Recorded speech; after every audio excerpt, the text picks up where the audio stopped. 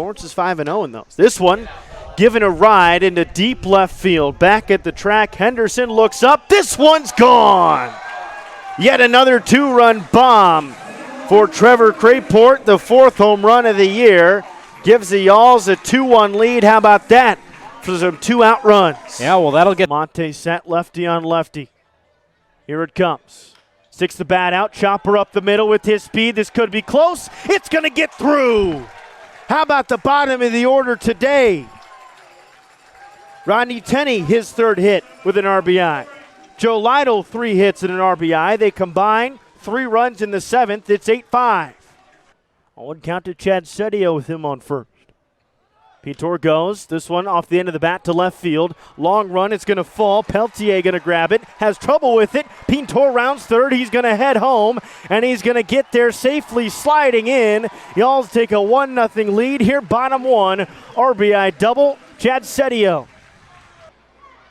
1-2. This one given a ride. Deep right field. If it's fair, it's long gone.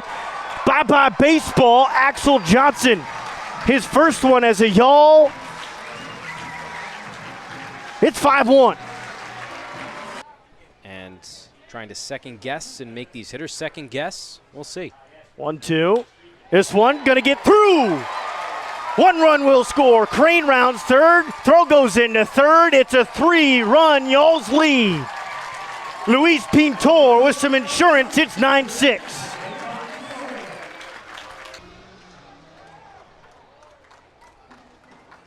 60 more games to play after this.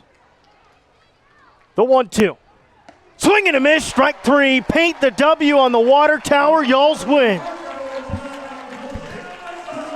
Last at-bat victory. Connor Crane gives the Yalls the lead. Then Luis Pintor. Some insurance in the bottom of the 8th. And a 1-2-3 ninth for Andrew McDonald. 2 strikeouts to end this ball game. 1-2. This one given a ride deep left field. That ball, no doubt about it. Watch your windshield in the parking lot. Bye-bye baseball. It's 8-6. Crayport, 2nd of the day, 12th of the season, and that's the Frontier League lead in home runs. Martinez as well. When he's on, he's tremendous. This one given a ride deep center field. This one's got a chance at the wall. That ball's gone. How about Axel Johnson since he came over from Gateway? Tearing the cover off the baseball.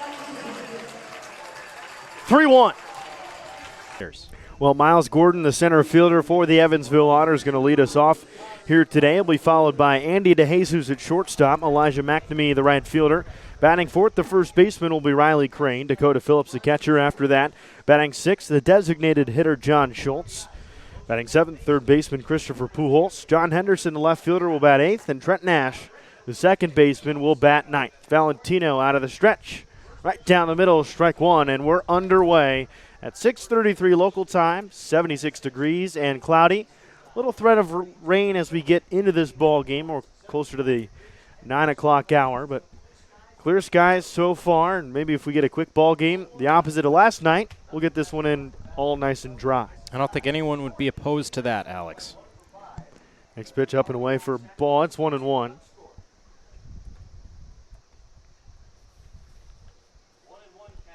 Mentioned Valentino on the hill, 0 for 1 this season, just that one start. Fouled back to the screen. 2 runs, 3 hits in 4 innings in his first one. Both those runs came off solo home runs. Interesting to see Valentino work from the stretch. If I remember correctly, he started from the windup against Washington, and then I think progressively started to move into the stretch as he began to struggle a bit. 1-2.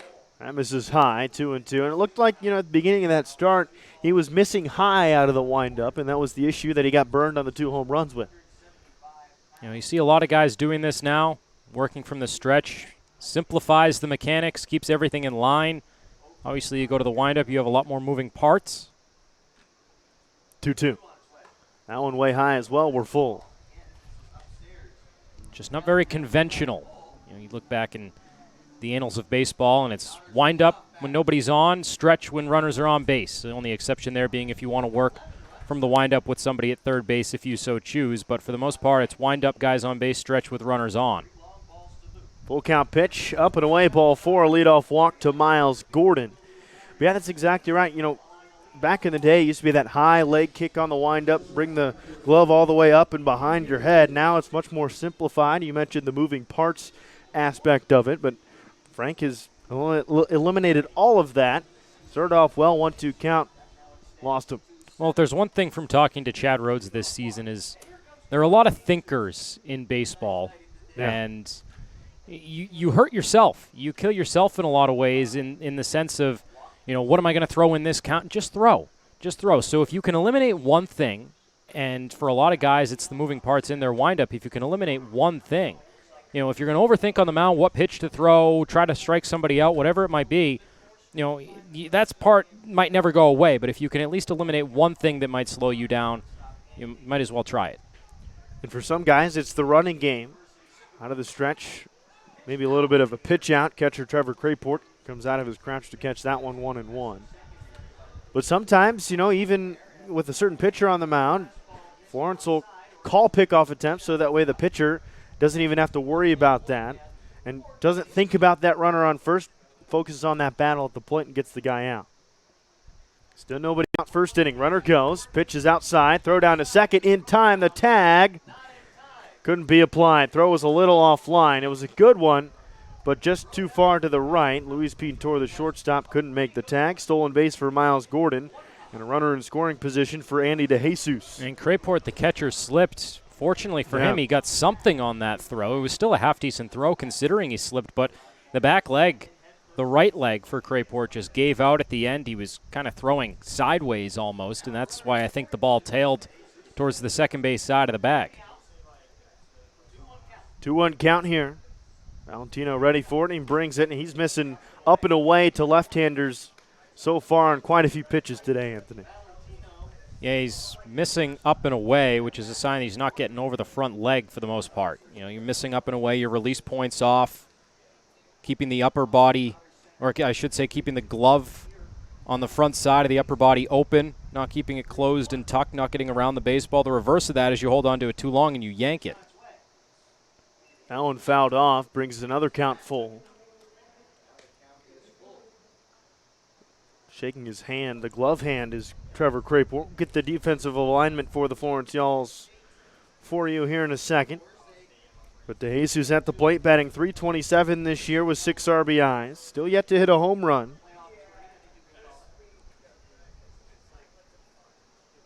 Otters fell behind 5-1 yesterday before winning that one 11-7. This one lifted in the right center field gap that's going to fall. It'll be cut off by the center fielder Baker. The throw in, round third, goes to second. Third heading home is Gordon. And in with a double goes DeJesus. Andy DeJesus trades places with Miles Gordon, and the Otters lead 1-0 before an out can be recorded. Well, that's what happens when you fall behind. I had to come over the middle of the plate there on the 3-2, and DeJesus, he's been swinging a hot bat. Came in yesterday below 300, went 3 for 5 in yesterday's game to bring him up to 327, as you mentioned, Alex. And, you know, you mentioned the lack of power, still looking for that first home run, but that's not really his game. He's a defense, line drive, speed kind of guy coming out of high school, out of Perfect Game, one of the premier scouting agencies in all the country, that said he's a line drive contact midfield approach. Off speed in for a strike, little get me over breaking ball there. And that certainly hasn't changed. He's a switch hitter. And at the time, Perfect Game said he's a high average approach guy from both sides of the plate.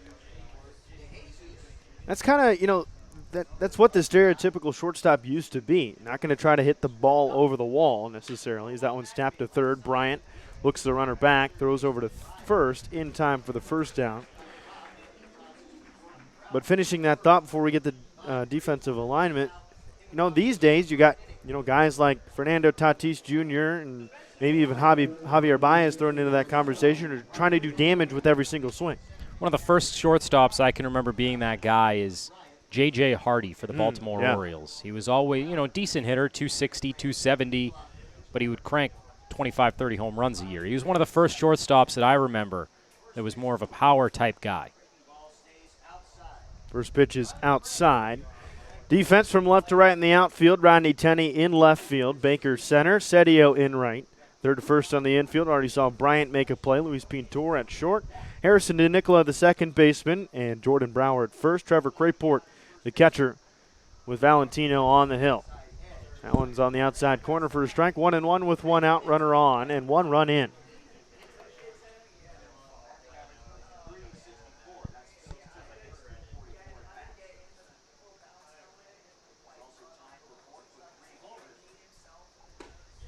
That's in the zone as well, 1-2.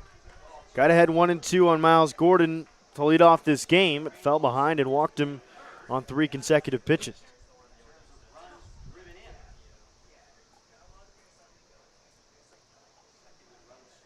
Walking a double to start this game, then a ground out. Swing and a miss, strike 3. Blew him away with the high fastball. Sends down his first batter in Riley Crane. Going to bring up Dakota Phillips, who's hitting .400 on the season. In that catcher spot, batting 5th today. Well, so far, what have we seen, Alex? Lefties on lefties on lefties. You know, DeJesus with his hit. Crane the lefty. Now you got Dakota Phillips here, another lefty. They just stacked him up with lefties today against the right-hander. And that's one thing you can do against Florence. You know, Florence doesn't play the splits much. But if there is something that they are vulnerable with, it's that they don't have a ton of lefties. Yonaiker Villalobos is the only lefty. He'll be a starter this upcoming weekend against Southern Illinois in their 3-game set over in Marion, Illinois. So that's the only lefty Florence has. So if you're a team that likes playing off the splits, you can load up your lineup against lefties against Florence. In their first strike. Now, Florence prefers guys that just know how to pitch and get outs. They don't care whether you're lefty-lefty, righty-righty. Doesn't really matter much to them. If you can get guys out, that's more important to them. And they also don't like big strikeout guys necessarily. It's outside 2-1. You know, Chad Rhodes has said to us many, many times, I really don't care about your strikeouts if you're, you know, your strikeouts and walks are the same, but they're really high and you're not getting outs. He cares more if you throw up zeros and let the strikeouts come. Well, it's also nullified, too, now with having to face 3 batters. You can't bring in a lefty just for one guy. Yeah. So why load up the bullpen with 2 to 3 lefty specialists? In their first strike team, the count at 2-2. 2 outs, runner on second. Otters already had 1-0 here in the top of the first. Although I'm sure if you asked Brian White, the manager for Florence, he would love to have one guy, a lefty, that could come in and, you know, Valentino comes out of this game, 8th inning, you got second and third, 1 out, and you need a couple outs. I think he would love to have a lefty in the pen to turn to face guys like Crane and Phillips here. 2-2. That one in the dirt. Good stop by Crayport. Brings it full. It's the third batter that's gotten a full count so far today.